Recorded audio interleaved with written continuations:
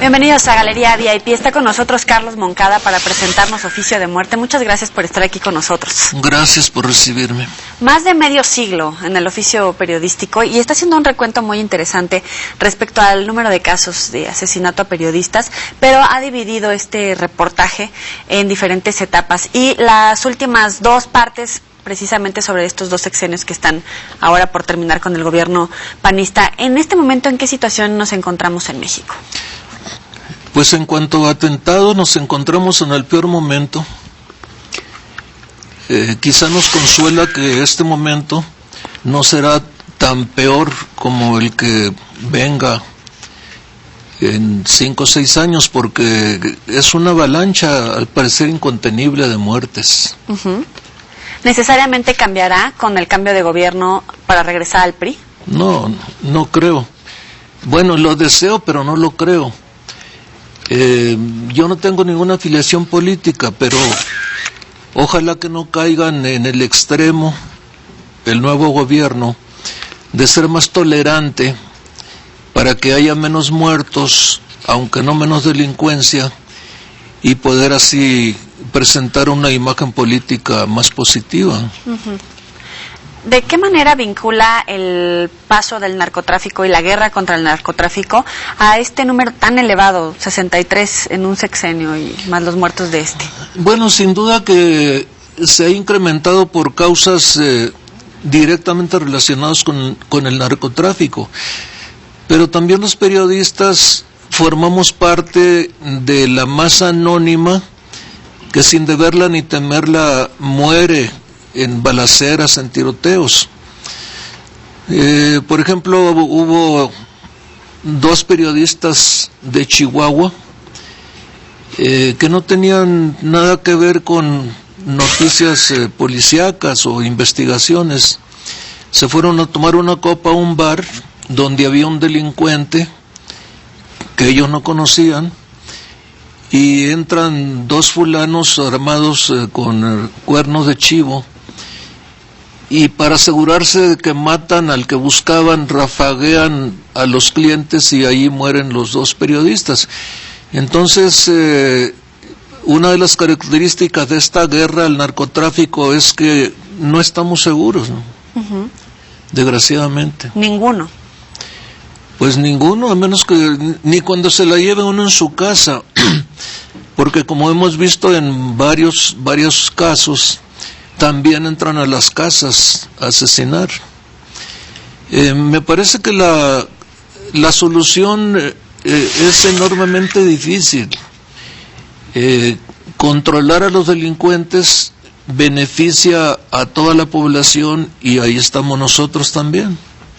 Le dedica un capítulo a las mujeres. ¿No se había visto en el resto de su investigación ataques directos a periodistas mujeres?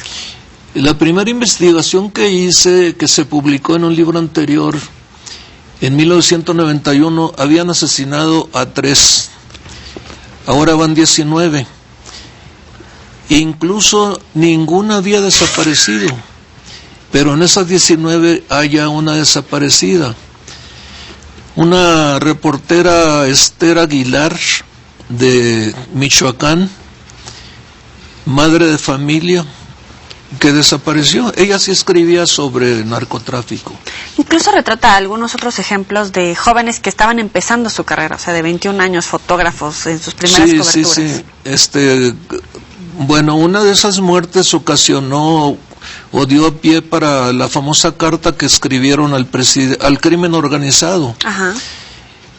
Preguntándoles qué quieren. Exactamente. Esa carta debería haberle dado vergüenza a los que gobiernan y haber intervenido inmediatamente. Es doloroso leer los párrafos que usted cita en esta carta, sobre todo porque dice que el Estado no está garantizando la seguridad de los que ejercen el oficio del periodismo, y tal cual lo ponen en esos términos. O sea, ¿qué quieren del periodismo, de los periodistas, de este periódico? Es muy delicada esa situación. Bueno, achacamos el crimen organizado, sobre todo en estos últimos 20 años, 15 o 20 años, la mayor parte de los crímenes. Me parece que es una apreciación justa, pero me gustaría puntualizar quiénes son parte del crimen organizado. Suponemos que el crimen organizado son esos fascinerosos que andan con el fusil ametrallador en el brazo, pero yo incluyo en crimen organizado a los policías, a los jefes policíacos, a ciertos funcionarios que se coluden con los pistoleros. Y cuando uno dice, bueno, ¿por qué los acribillan en la calle o donde los encuentran, ¿no? ¿Por qué no guardan el anonimato? Porque posiblemente acatan órdenes de quienes realmente están en el anonimato. Es una tesis, no puedo probarla, obviamente, ¿no? Pero me parece que al hablar de crimen organizado hay que ampliar el concepto. Usted menciona por aquí una frase que cuando se mata el periodista no se mata a la verdad. Sin embargo, vemos estos ejemplos en los que ya no solamente atacan al que está ejerciendo esa profesión, sino al esposo, a los hijos, lo hacen evidentes en plazas públicas, hay decapitados. ¿Cuál es el mensaje que están tratando de enviar con este tipo de atentados? Desgraciadamente no tenemos estudios psicológicos, ¿no?, sobre los delincuentes, pero evidentemente que han subido la intensidad de la violencia. En mi primera investigación recuerdo a Martín Burgueño, un sinaloense, a quien asesinaron en su casa, pero previamente encerraron a los hijos y a la esposa en el baño. O sea, tuvieron un mínimo pudor. Y la familia escuchó las detonaciones. Ahora entran y barren con todos. Yo no sé si alguna vez o muchas veces entrarán drogados y barren con quienes se encuentran, ¿no? Las decapitaciones son terribles y las desapariciones desde luego, ¿no?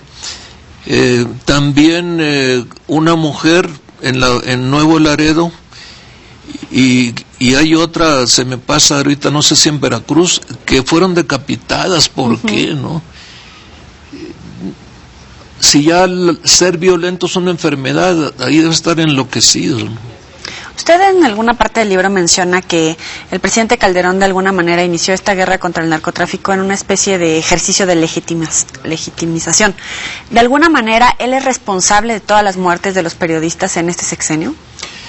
Bueno, es responsable como presidente y todos el secretario de Gobernación, los presidentes municipales, los gobernadores, puesto que no han aplicado como se debieran las leyes penales, sobre todo en materia preventiva. No me atrevería a decir que de todos, porque en este mundo de asesinados, y lo hago constar en un apéndice al final, hay 52 casos de periodistas o que supusimos que eran periodistas o empleados que murieron por causas no relacionados con el ejercicio del ejercicio profesional. Pero la responsabilidad automáticamente hay que asignárselas. De manera directa. Así es. Y hace también un recuento, por ejemplo, en otros periodos de gobierno, en el Porfiriato, en la Revolución, hay mucha diferencia. Digo, no estábamos hablando de narcotráfico, guerra contra las drogas en esos periodos, pero estamos hablando de ciertos movimientos políticos, sociales en esos momentos. ¿Hay mucha diferencia? Sí, hay muchísima. En el Porfiriato solo hubo móviles políticos, y dentro de la barbaridad, pues mataban directamente, ¿no? Luego hay el bloque de los revolucionarios, que eran periodistas y que murieron por cuestiones ideológicas, también políticas en última instancia. De 1930 en adelante comienzan a entremezclarse las motivaciones, y yo calculo que más o menos en los 70 del siglo pasado, de plano está la presencia del narcotráfico, sin que falten tampoco algunos casos por otros motivos, ¿no? Se me cruzó Blanco Ornelas. Sí, es brutal. Blancornelas le mataron a su primer editor y luego también al segundo y atentaron contra él y por fortuna solamente quedó herido. Uh-huh. Sin embargo, hay muchos casos de ejercicio del poder de gobernadores, de alcaldes en contra de periodistas, y los hemos visto incluso en los medios de comunicación, agarrar a coscorronazos a periodistas por haber exhibido algún trato ilegal por parte de las autoridades. ¿Estamos al descubierto de lo que nos pueda llegar a ocurrir con algún jefe de gobierno, gobernador, etcétera? ¿No estamos de alguna manera cubiertos como periodistas? Quisiera decir que no, pero creo que estamos descubiertos. Y luego hay los casos en que, como no se investiga a fondo, se queda uno sin saber, ¿no? Yo allí doy algunos casos que en su momento no fueron investigados. Hay un caso de un sinaloense, creo que en el 79, cuando era presidente López Portillo, que supe la verdad hasta años después, pero ya era inútil, ¿no? Uh-huh. En mi estado hay 2 periodistas asesinados, uno ¿Sonora? Hace unos meses, y bueno, lo mataron, se hizo una averiguación de cajón y se quedó congelada, ¿no? Uh-huh. ¿Usted cómo ha vivido el ejercicio del periodismo en esta más de 50 años? Me he divertido mucho. Pues yo comencé en Ciudad Obregón, que fue mi tierra natal. Lo proseguí en Hermosillo porque cursé la carrera de abogado. ¿Por qué? ¿Por qué leyes? Porque la escogí cuando no había más carrera que en la que pudiera escribir, porque escribo desde muy niño. Uh-huh. Y tontamente dije, bueno, esta es la carrera. Me vine aquí a la Ciudad de México, hice un año, se abrió la carrera en Hermosillo, en la Universidad de Sonora, y mi familia me llevó para allá. Y en fin, ya estaba encarrerado, pero me gusta mucho el derecho, ¿no? ¿Y su primer trabajo incluso fue con un maestro como editor? Mi primer trabajo fue de corrector de pruebas. Y luego comencé a dar clases. Soy un bicho raro, enseñaba matemáticas. Ajá. ¿Y si era bueno para las matemáticas? Sí. ¿Mejor que para las letras? No, pues eso, a lo mejor no soy bueno para ninguna de las dos cosas. Y en este primer trabajo como editor, ¿cómo ha cambiado su percepción del periodismo y como editor, más allá de corrector de estilo, de puntos, comas, etcétera, de cómo ir de alguna manera delineando una línea periodística al interior de un periódico, ahora ya con sus libros? Pues evidentemente que he cambiado fundamentalmente porque ya no tengo nada que perder, ¿no? ¿Antes sí? Antes sí. ¿Qué? Pues hijos que vivían conmigo, ahora ya están todos, son adultos, sueldos.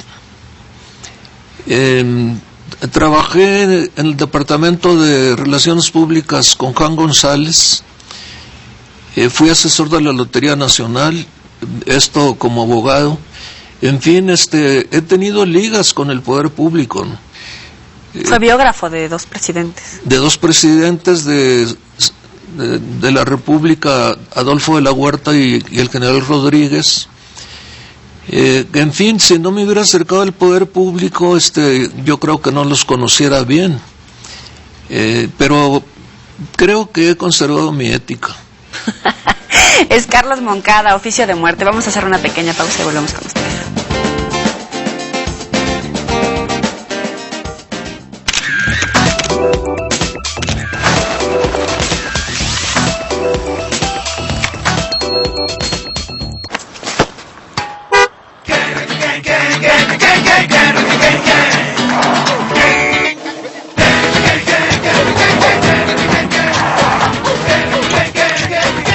Nuevo Gol, el mejor gol de tu vida, el poder de la innovación. Volkswagen, das Auto. Emprender es decidir lo que quieres iniciar. Es lograr lo que te propongas con tu carrera universitaria. Estudia tu licenciatura en la Universidad ISEL. Calidad educativa con colegiaturas a tu alcance. Universidad ISEL, bachilleratos, licenciaturas y posgrados. Emprender es dar un paso adelante. Es H, Babi. H ha vuelto. Te he echado mucho de menos. Vas a tener que confiar en mí, Jin. ¿Quién es esa, Babi? Alguien de mi pasado. Es importante para ti. No lo sé.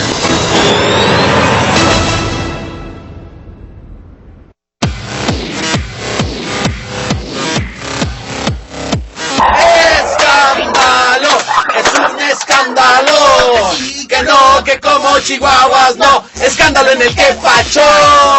Escándalo, escándalo, el que vamos a armar este 2 de febrero en el Palacio de los Deportes, porque es el padre de todos los eventos. Con más de 25 artistas invitados completamente en vivo para ti.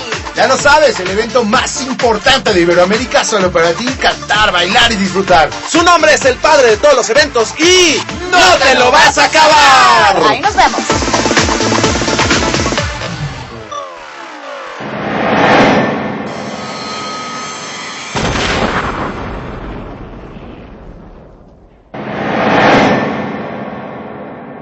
La tarjeta Cinecar es muchos regalos en uno. Entradas para tus películas favoritas, palomitas o lo que más se te antoje. Por eso cuando des un regalo, regala Cinecar, el certificado de regalo de Cinépolis. Adquiérela en Cinépolis, Cinépolis VIP y distribuidores autorizados. Consulta puntos de venta en cinépolis.com.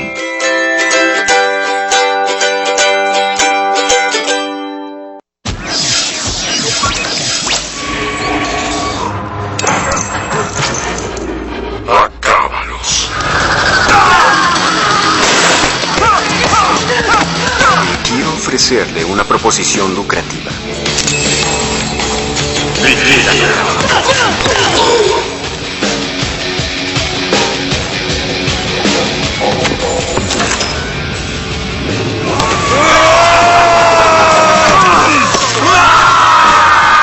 La Bestia, domingo, 20 horas.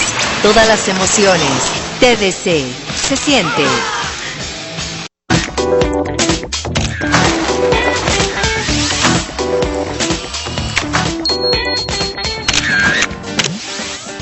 Gracias por continuar con nosotros. Estamos platicando de oficio de muerte con Carlos Moncada. Le decía que a sus hijos a lo mejor se hubieran dedicado a otro tipo de profesión. ¿Es inseguro hablar de los hechos de la verdad, del periodismo? Yo no me siento inseguro. Bueno, la primera etapa de mi recorrido, porque traté de ir a todos los lugares donde se cometieron los crímenes, me sentía muy libre, ¿no? Y comentaba con cualquiera, aunque fuera funcionario, qué andaba haciendo. Esto fue a fines de los 80. Pero en el último recorrido, entre 2006 y 2009, digamos que tomaba medidas para despachar el trabajo rápidamente donde llegaba. ¿Cómo cuáles? Bueno, por ejemplo, llego a Monterrey y un amigo mío me ofrece vehículo de chofer para ir a Laredo, Reynosa y Tamaulipas, y le dije no, si van a decir quizá no, ahí anda un fulano investigando y trae hasta chofer y vehículo, llévame a los autobuses y haré el recorrido en autobús. Entonces llevaba mi información avanzada, porque en esta segunda etapa sí había información en internet, no siempre confiable, de modo que iba a entrevistar a personas concretas o pedía permiso. Por cierto que siempre fueron muy generosos los periódicos conmigo para investigar en sus hemerotecas. También tuve apoyo de algunas comisiones de derechos humanos. Hubo un magnífico presidente de la Comisión de Guerrero que hasta sacó copias de expediente, no sé si lo hacía legalmente, ¿no? Para entregármelas. Entonces trabajaba rápido y me iba a otra parte. No sé si era miedo, ¿no? Pero de todas maneras, ¿para qué le muevo? Dentro de alguna de las coberturas que hizo como periodista, ¿en algún momento sintió que fue más temeroso que en esta investigación? ¿En la cobertura de algún movimiento, marcha, manifestación? No. No, porque uno nace reportero, ¿no? Y hay una situación difícil y trata de sacar más y más información, ¿no? Hasta que le cierran la puerta en la cara, entonces se retiran. ¿Cuál ha sido su límite en el que se haya sentido inseguro y que haya dicho aquí o me muero o me voy? No lo he tenido realmente, ¿no? Ha habido situaciones extrañas como Norma Figueroa, que fue la primera reportera que asesinaron en Reynosa. Le escribí una carta a la dirección que tenía y me contestó un hermano. Me habló por teléfono, pero no estaba seguro si yo era confiable. Y me dijo que tenía un negocio en Ensenada. Entonces fui a Ensenada. No fui exactamente a eso, únicamente a eso, sino que aproveché para entrevistar a un exgobernador, Braulio Maldonado, ya muy anciano, de quien se sospecha que asesinó a varios periodistas. Pero el negocio del hermano de Norma Figueroa no existía. A lo mejor me lo dio para deshacerse de mí, ¿no? Pero situaciones extrañas, pero no que me atemorizaran realmente, ¿no? ¿Cuál es la figura de la Comisión Nacional de Derechos Humanos en todas estas investigaciones, esclarecimiento de los casos? La Comisión de Derechos Humanos es muy bien intencionada, pero casi es inútil, ¿no? Por ejemplo, me sirve para ejemplificar la misma Norma Figueroa. Pasan 5 o 6 años de su asesinato. En ese momento no había comisión todavía, pero se funda, y algunos familiares, como lo hicieron otros en otros casos, demandan el auxilio de la comisión para que quite de su inercia a las autoridades locales y haga recomendaciones para que investiguen, pero no las acatan, ¿no? O dicen que ya se investigó lo suficiente. Sí fue útil en el caso de Brad Will, al que mataron en Oaxaca, y que el gobernador de plano inventó a un chivo expiatorio. La comisión hizo un examen exhaustivo, científico, de que no era posible que hubiera disparado desde el lugar donde estaba el acusado, que además era miembro de la APO, la organización que se oponía al gobernador, y gracias a eso lo pusieron en libertad. Pero en otro caso, el de Amado Rodríguez Millanes, que mataron en Acapulco, periodista de radio y televisión, también intervino en la Comisión Nacional porque evidentemente eran chivos expiatorios los dos vagos que detuvieron y que siguen detenidos a pesar de la recomendación. Entonces, moralmente es un apoyo, pero moralmente. ¿La autocensura es una solución? No. Lo que voy a decir es muy duro, ¿no? Pero yo creo que no deben ceder nunca los periodistas, ¿no? Claro que si me ven aquí en la televisión van a decir, bueno, y tú ya, si te matan ya no tienes mucho que perder, ¿no? Y hay muchos jóvenes que van comenzando, periodistas de edad madura que todavía tienen al frente una larga trayectoria. Pero si se es periodista, hay que ser periodista. No soy cruel, no te pongas ante las balas. Hay algunos que han encontrado la solución dejando las zonas de peligro y se van a otro estado. O ya no publicando sobre esos temas. Aún así ha habido casos, ¿no? Como ya publicaron, los tienen fichados, ¿no? Pero si al boxeador que sube al ring, ¿cómo le vamos a decir, oye, no vayas a pegarle al otro, ¿no? O no vas a recibir golpes? Desgraciadamente, y creo que son las palabras con las que termino el libro, nacimos periodistas, ¿no?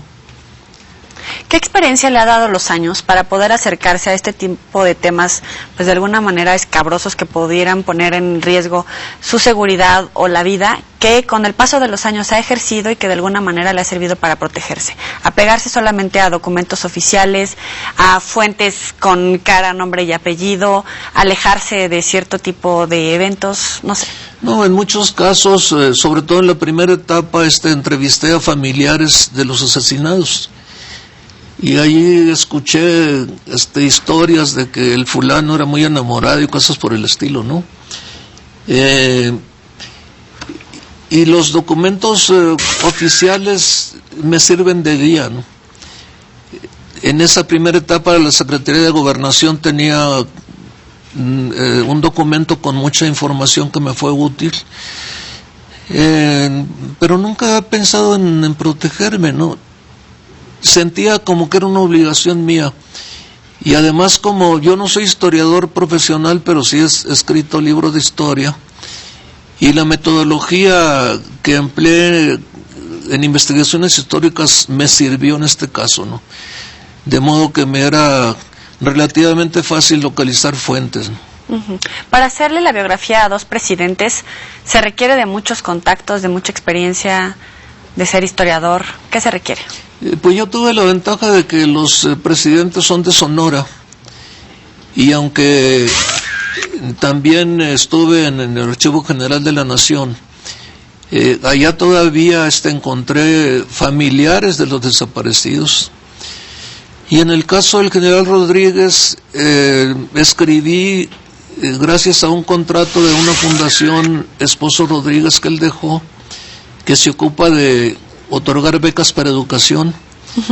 Entonces, por lo pronto tenía que ser positiva la conclusión, ¿no? Porque estaba bajo el amparo de la fundación. Pero encontré que era un individuo con muchos puntos claros, ¿no? Para terminar, me gustaría saber cuáles son los pendientes que encontrará el próximo presidente y obviamente todo su gabinete para de alguna manera garantizar el ejercicio periodístico, la libertad, la no censura, los medios de comunicación. Pues va a tener la tarea de ocuparse del campo de la prevención, porque las leyes que tenemos hasta ahora, aunque les puedo encontrar yo muchos aspectos benéficos, se ocupan de castigar al culpable, si es que lo atrapan, pero castigan al homicida y eso no le devuelve la vida al periodista. Y estamos muy mal, casi en cero en materia de prevención. Yo no sé qué medida recomendaría de prevención si la naturaleza del periodista es de ir de un lado para otro, ¿no? El periodista no se puede encerrar con un guardia en la puerta, pero bueno, para eso tendrá su sueldo el señor Peña Nieto, ¿no? Ver qué puede hacer. Lo único práctico que me parece es atrapar a los delincuentes, incluidos los que están agazapados en puestos públicos. Y esa es una tarea que ojalá le entre, pero la veo muy difícil. Una gran tarea. Vamos a la sección de los 7 pecados. Le voy diciendo. Adelante.